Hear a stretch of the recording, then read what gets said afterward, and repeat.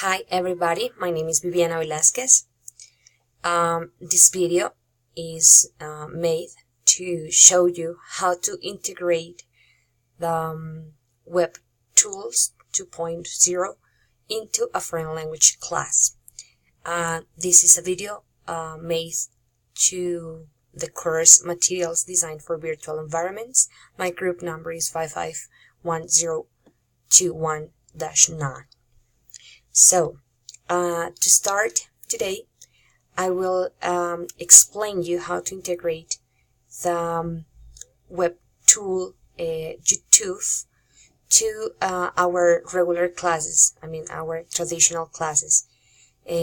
So we can combine virtual tools as in this case YouTube or Powtoon or different kind of videos, video materials into a normal class, the traditional class we are having with our students in a classroom, traditional classrooms. So basically I'm going to give you an example using future tenses as a way to integrate this specific tool, which is YouTube.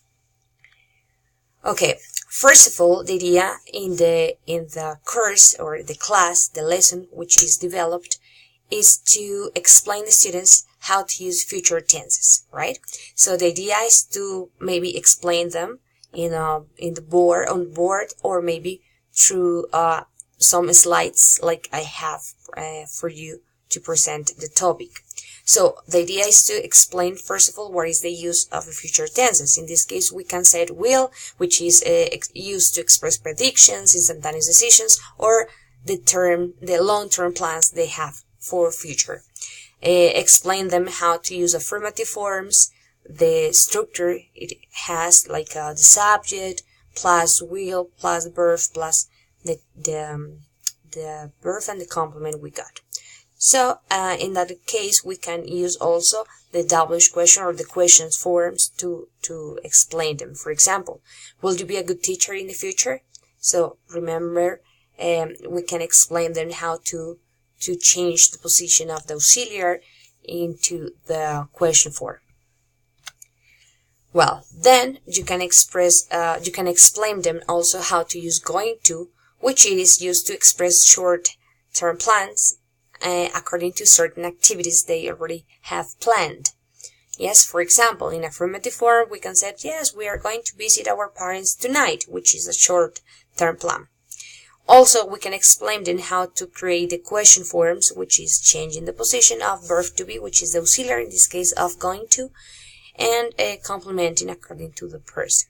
Using verb to be, which is, are, or am in our case as auxiliary in future tenses. Well, so the idea is to present the topic in that case, give them some examples and ask them to give us some examples according to the plans they have or the predictions they have into the future form. We can express affirmative questions or negative forms like as a way to practice the forms for both future tenses like will or going to. Well, also we can show them how to use WH questions, which are very important into the language uses, right? So we have the questions like what, when, where, who, how, why, which, how long, and what time. So we can give them different examples like when will you graduate from the school, or how will you practice English on vacations, for example. So we can give them different examples using will or going to. Depends on the case you want. These are some examples of the WH questions we can use. So we have, for example, what will you do tomorrow morning? Or why is she going to leave from the school? How long will they be at home? So we can express and give some ideas how to use WH questions into the class. And also we can ask the students to give us some examples, or we can make some classroom activities like games to make a competition between two different groups, which are going to give us some examples or get some points maybe to have a competitive environment into the class. Well, after the introduction and the production we are using with the class, we can introduce the web tool, which in this case would be YouTube, to practice future tenses. In this case, we can use one of the videos which is already on YouTube, and it is based on a TV series which is called Family Guy. And in this case, the students are given a worksheet where they are going to write some predictions according to what they are seeing into the video, right? So basically, on YouTube we can look for the video, which is a Family Guy predictions, and into the video we have the practice of will or going to as a predictive activity. So the video has some pauses which introduce one part of a chapter or episode of the series, and they are going to have different predictions according to the moments where the video stops, right? For example, the video starts like 30 seconds, and after it stops and has a little pause where the students are going to write on the worksheet what will happen next in the video. For example, one student said, the men will go to work by car. Yes, if they see the image of the person going into the car. Or maybe another student will predict like, I think he will crash the car. Yes, as we have it into the example. After the pause, the video continues, and it shows another part of the video, which in this case the car is crashed by the driver. So then the video stops again, and the students are going to predict what will happen after that scene.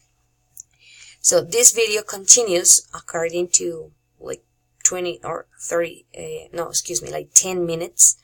The idea is to have as much or as many predictions as the students can do according to the 10 video minutes. It is a nice activity.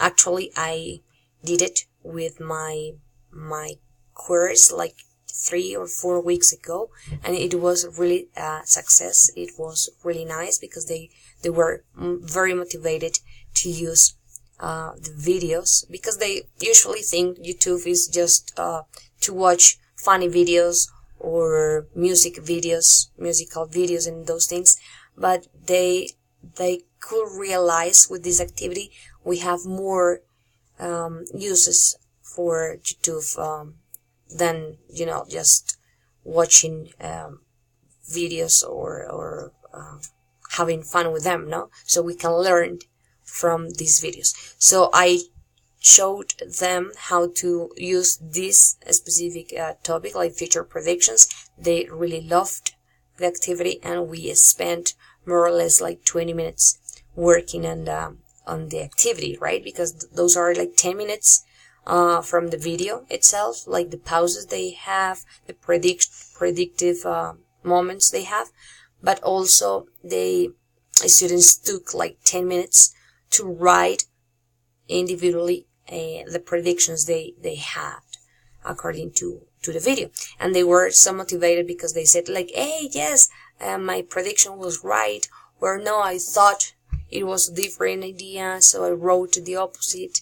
So it was really, really fun, and they really love cartoons. That is one of the plus we got for this activity. So I invite you to try to find more videos which are related to English classes, because students really, really love.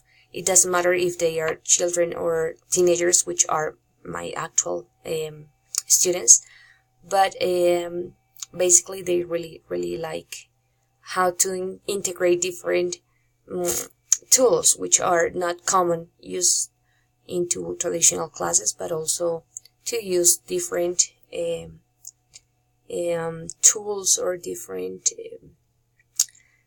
like different ideas into the class. They always think like English classes are monotonous because they have to complete some writing exercises, or they have just to I don't know, like listen some specific things and that's it. No, they can have fun with different tools which teachers can offer them to have a really meaningful experience at the moment of learning a language, and in this case English, which is really necessary for our lives. So I really invite you teachers to use more web tools which are really necessary into classes to make them funny and also a little more significant for our students, meaningful for them, right? Thank you very much. I appreciate your watching this video. Bye.